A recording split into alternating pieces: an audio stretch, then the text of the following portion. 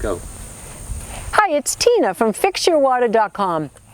There's a link below in the comments to our website to take a look at the course to build our patent-pending home water filter system. So today I'm going to talk about horses. They're near and dear to my heart. I don't know if any of them are staring at me right now. They hear my voice, and typically when I'm doing a video they come up to take a look. But did you know that if you have rusty water or contaminated water, that it does affect your livestock? And what I want to talk about is horses.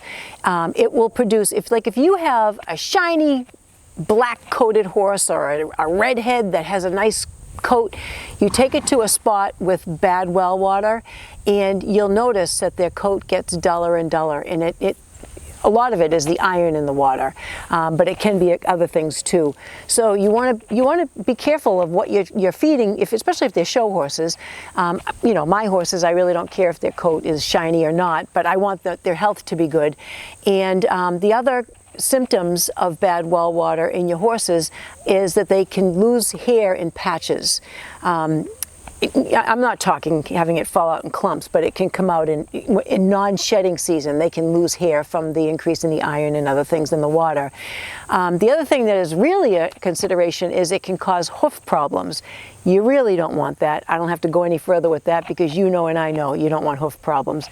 The last thing is laminitis. If you have really high levels of contaminants in your well water, you can end up with a horse that's laminitic, and none of us want that. So check out my home water filter system, the course to build it. The course is cheap, the system to build is cheap, and you can you can build it yourself and you can care for it yourself. You don't need a plumber.